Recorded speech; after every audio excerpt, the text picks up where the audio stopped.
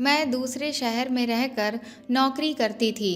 एक दिन मेरे पापा की तबीयत अचानक बहुत ज़्यादा खराब हो गई। क्योंकि मैं अपने माँ बाप की अकेली संतान थी, इसलिए माँ ने मुझे तुरंत ही आधी रात फ़ोन करके घर बुलाया। मैं बिना कुछ सोचे समझे आधी रात को कैब बुक करके निकल पड़ी। लेकिन रास्ते में 4 लड़कों ने मुझे अकेला देखकर घेर लिया और उसके बाद वह मुझे झाड़ियों में खींच ले गए। फिर उन्होंने मेरे साथ एक एक करके। मेरा नाम रश्मि है। मैं 22 साल की खूबसूरत लड़की हूँ। मैं अपने माता पिता की अकेली संतान हूँ। मैं बचपन से ही पढ़ने में बहुत होशियार थी और अपने पैरों पर खड़े होकर अपने माँ बाप का नाम रोशन करना चाहती थी। मेरे माता पिता भी यही चाहते थे कि मैं जल्द से जल्द कोई अच्छी नौकरी करूं, लेकिन किसी दूसरे शहर में जाकर नौकरी करने के वह सख्त खिलाफ थे।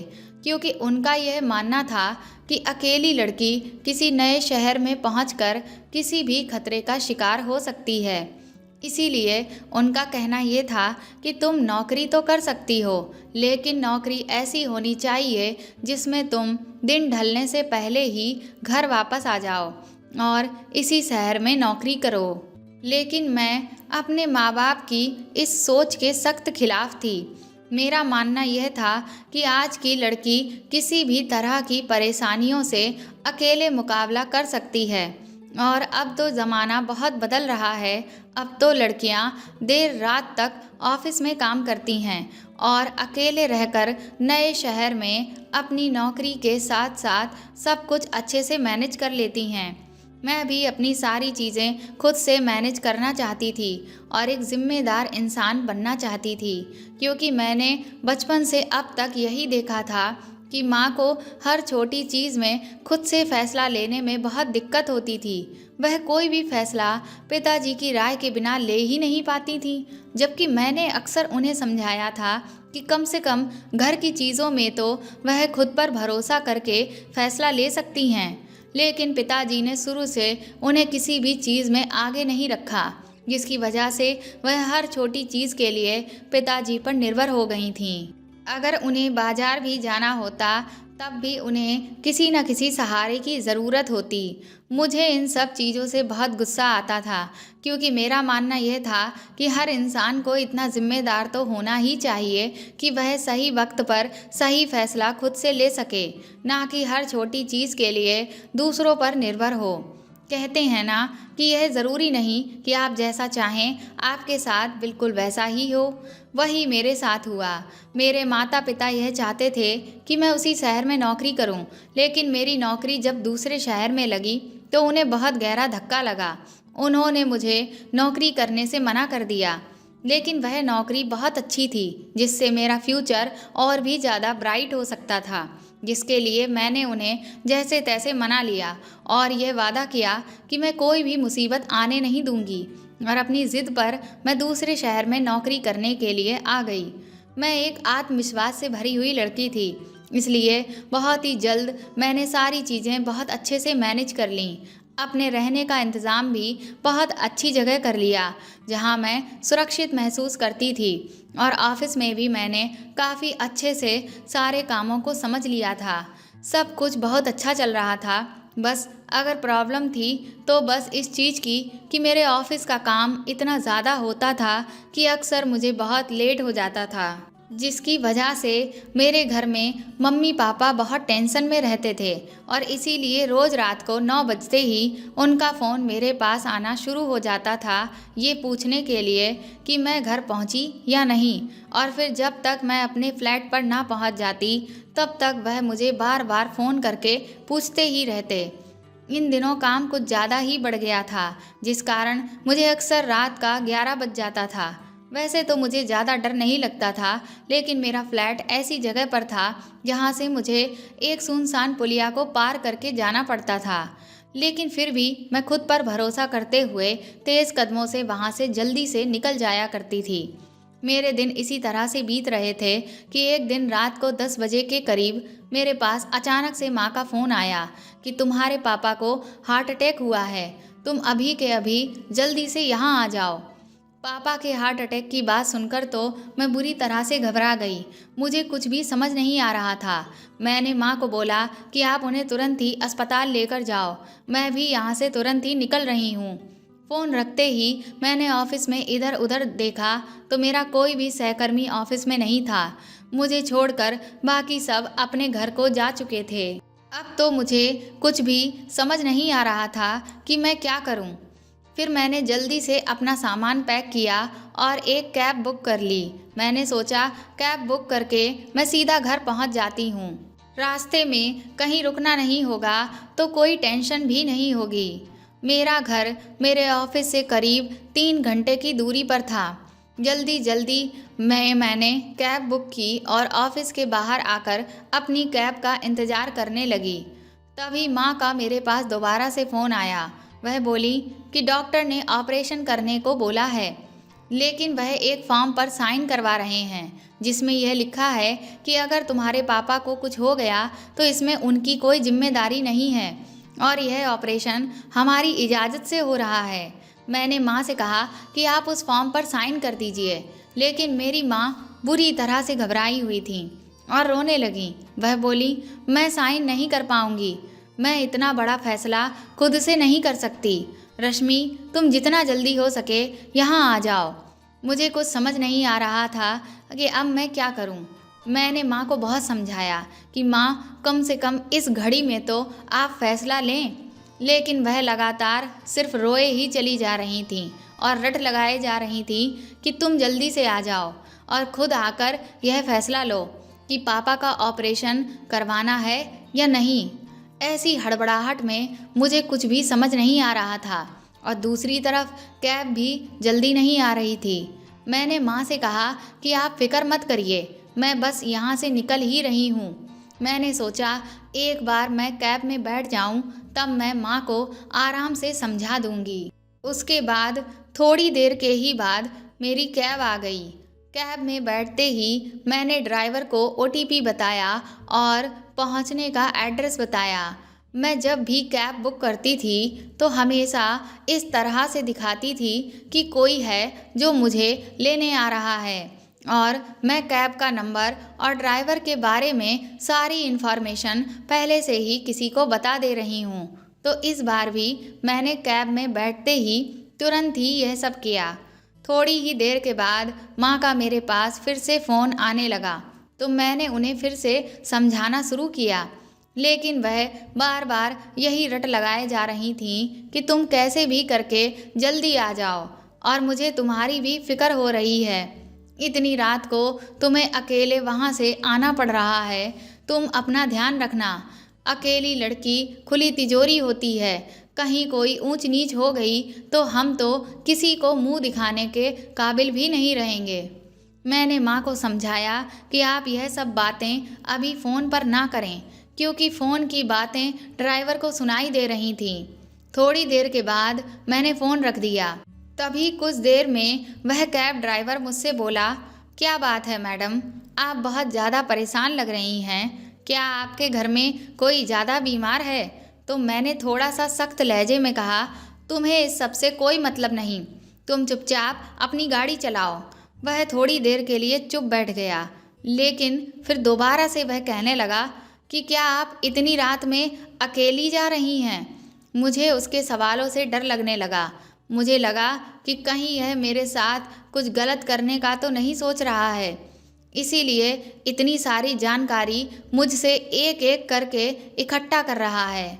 मुझे माँ पर भी गुस्सा आने लगा कि उन्हें यह सब बातें फ़ोन पर कहने की क्या ज़रूरत थी। अब इसने मेरी बातें सुन ली हैं तो इसीलिए अब यह मेरा फ़ायदा उठाने की कोशिश कर रहा है। मैंने उसे बोला कि तुम जैसा सोच रहे हो वैसा कुछ भी नहीं है, इसलिए चुपचाप अपनी गाड़ी चलाओ, क्योंकि मुझे जल्द से जल्द अपने घर पहुंचना है। वह एक बार फिर अपनी गाड़ी चलाने लगा। घबराहट के मारे मुझे प्यास लगने लगी। मैंने अपने पर्स में हाथ डाला तो मेरी पानी की बोतल तो ऑफिस में ही छूट गई थी।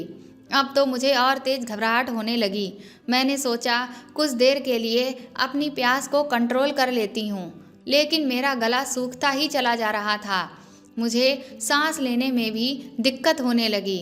मैंने ड्राइवर से बोला, आगे कहीं भी अगर ढाबा दिखे तो वहाँ से एक पानी की बोतल ले लेना।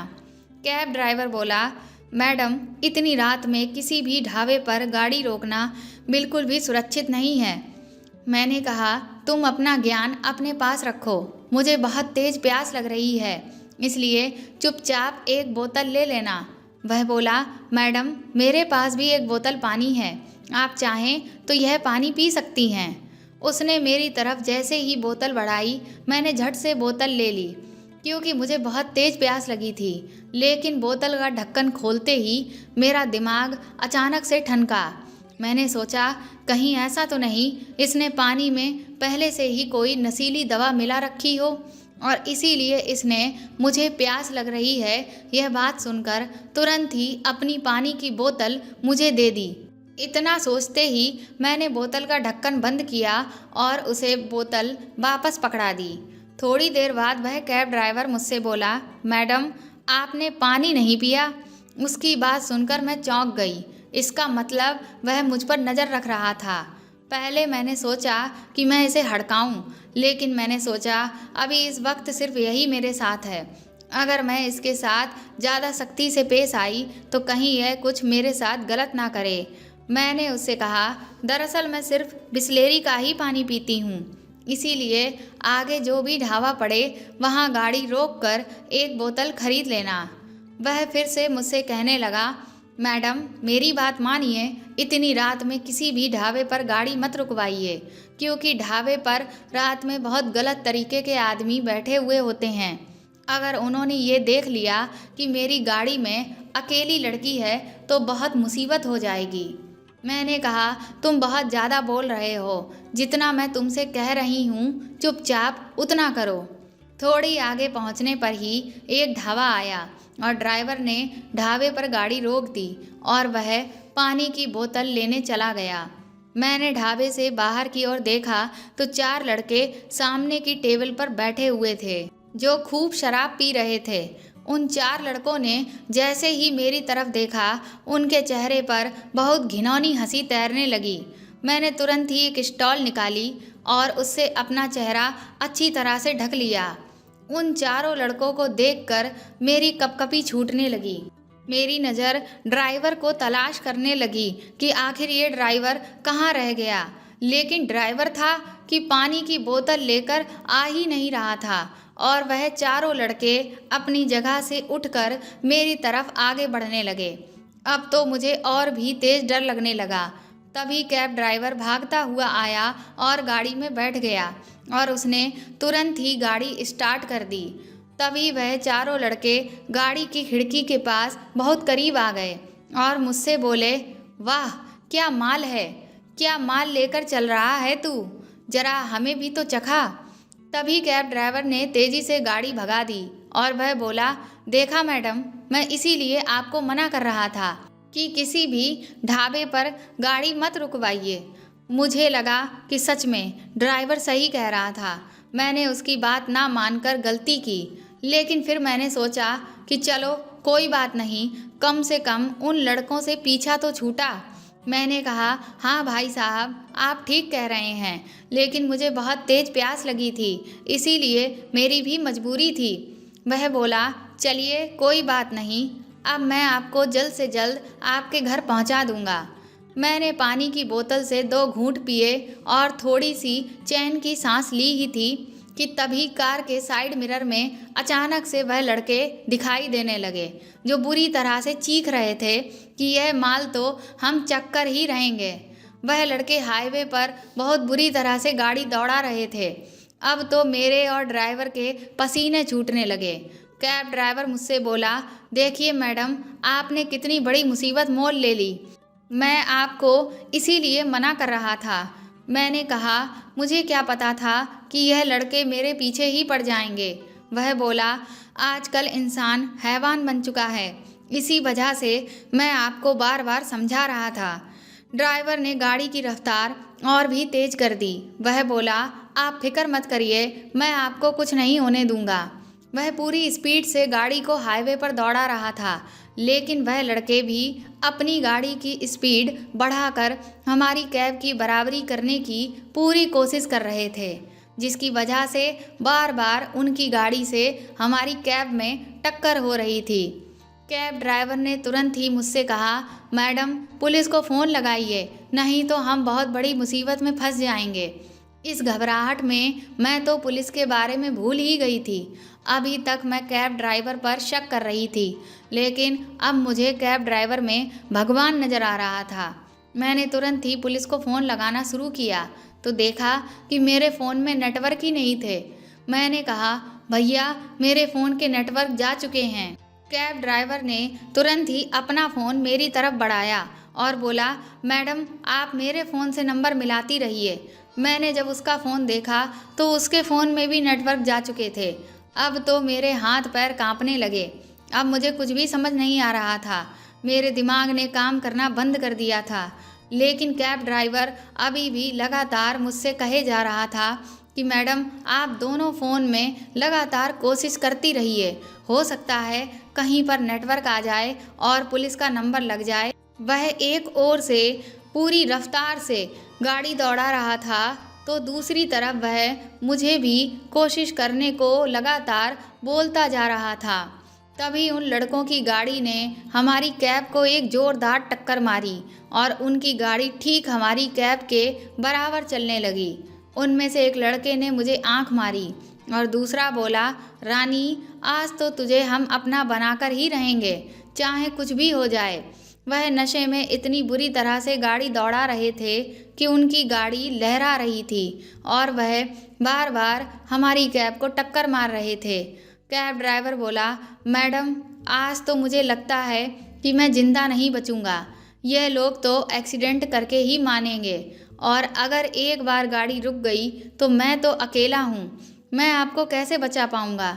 यह तो चार हैं और यह चारों मिलकर मेरा तो जो करेंगे सो करेंगे, लेकिन आपके साथ तो दरिंदगी की सारी हदें पार कर देंगे। अब मेरे दिमाग में मेरे मम्मी पापा की सारी हिदायतें घूमने लगीं कि अकेली लड़की खुली तिजोरी की तरह होती है, जिसे लूटने के लिए हर कोई मुंह फैलाए खड़ा रहता है। अब मुझे खुद पर भी गुस्सा आने लगा कि मैंने इतना ओवर कॉन्फिडेंट होकर दूसरे शहर में नौकरी करने का फ़ैसला आखिर किया तो किया ही क्यों। लेकिन अब मैं जिस सिचुएशन में फंस चुकी थी उससे निकल पाना मुझे नामुमकिन लग रहा था, क्योंकि ना तो फ़ोन में नेटवर्क था और ना ही मुझे कोई मदद दिखाई दे रही थी, बल्कि उल्टा मुझे ऐसा लग रहा था कि मेरी वजह से आज यह कैब ड्राइवर भी बिना बात मारा जाएगा। मेरे ओवर कॉन्फिडेंस की वजह से मैंने कैब ड्राइवर की बात नहीं मानी।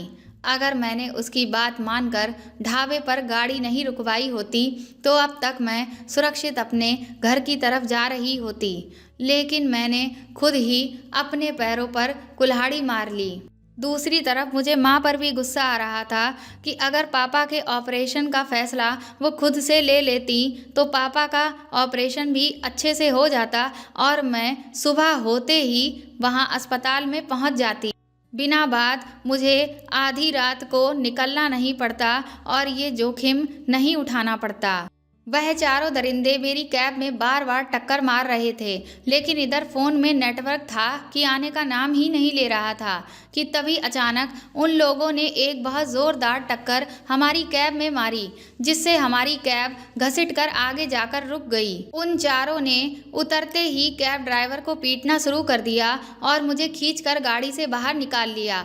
मैंने उनसे हाथापाई करने की कोशिश की, लेकिन वह बहुत हट्टे कट्टे लड़के थे। उन्होंने मुझे कसकर दबोच लिया। कैब ड्राइवर ने भी उनके साथ मारपीट करने की कोशिश की, लेकिन वो अकेला बेचारा उन चारों का सामना नहीं कर पाया। वह उसे बुरी तरह से पीटने लगे। तभी उनमें से एक बोला, इसको यहीं पर बांध कर डाल दे, इस पर अपना समय क्यों खराब कर रहे हैं, इसको बांध और जल्दी से इस लड़की को लेकर झाड़ियों में चल, क्योंकि अब मुझसे सब्र नहीं हो रहा है। उन्होंने कैब ड्राइवर को बांधकर वहीं डाल दिया और मुझे घसीटते हुए झाड़ियों की तरफ लेकर जाने लगे, जहां घनघोर अंधेरा था। मैं मदद के लिए बुरी तरह से चीख चिल्ला रही थी, लेकिन वहां मेरी कोई भी सुनने वाला नहीं था। उसके बाद उन्होंने मेरे कपड़े एक एक कर फाड़ने शुरू कर दिए और फिर तो उन्होंने वह किया जिसकी मैंने कभी कल्पना भी नहीं की थी। उन्होंने अपने भी सारे कपड़े हटा दिए और फिर वह एक एक करके मेरे साथ, मैं अभी भी बुरी तरह से चिल्ला रही थी। उनमें से पहला लड़का जैसे ही मेरे ऊपर आया वैसे ही मुझे पुलिस के सायरन की आवाज़ सुनाई दी। पुलिस के सायरन की आवाज़ सुनते ही मेरी जान में जान वापस आई और तभी तुरंत ही पुलिस ने आकर उन चारों को पकड़ लिया। मैं इतनी बुरी तरह से घबराई हुई थी कि मुझे अपने कपड़े सही करने का होश ही नहीं रहा। लेकिन लेडी कांस्टेबल ने तुरंत ही मुझे मेरे सारे कपड़े पहनाए और उठाकर गाड़ी के पास लेकर गई। जब मैं वापस कैब के पास पहुंची तो कैब ड्राइवर लहूलुहान खड़ा था। पुलिस वहां अचानक से कैसे आ गई यह हमें समझ नहीं आया। तो पुलिस ने बताया कि हाईवे पर हर गाड़ी के चलने की एक स्पीड तय होती है, लेकिन हाईवे पर लगे कैमरा में हमने यह रिकॉर्ड किया था कि 2 गाड़ियां मानक स्पीड से ज़्यादा तेज़ रफ्तार में लगातार 1 घंटे से दौड़े चली जा रही हैं। इसीलिए हमने तुरंत ही एक्शन लिया और उन गाड़ियों को पकड़ने के लिए निकल पड़े और तुरंत एक्शन लेकर हमने बहुत अच्छा काम किया, नहीं तो आज बहुत बड़ी घटना हो जाती। पुलिस ने बताया जब हम घटनास्थल पर पहुंचे तो वहां कैब ड्राइवर ने हमसे कहा कि आप मुझे खोलने से पहले जल्दी से उन झाड़ियों की तरफ जाइए, क्योंकि वहां 4 दरिंदे एक लड़की के साथ गलत काम कर रहे हैं। उसकी ज़िंदगी बर्बाद होने से पहले उसे बचा लीजिए। पुलिस की बात सुनते ही मैं कैब ड्राइवर के पैरों में गिर पड़ी। मैंने कहा, भैया मुझे माफ़ कर दीजिए, मैंने आपके साथ बहुत गलत तरीके से बात की, लेकिन आप तो मेरे रक्षक थे। आपका बहुत धन्यवाद।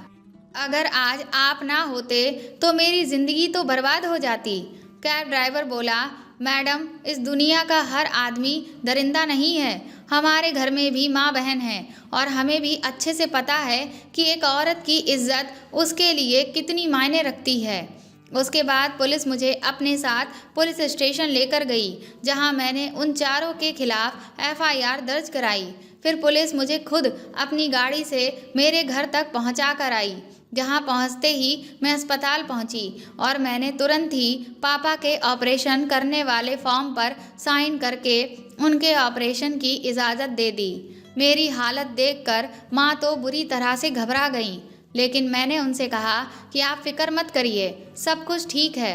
कुछ ही घंटे के बाद पापा का ऑपरेशन सक्सेसफुली हो गया और उन पर से खतरा टल गया।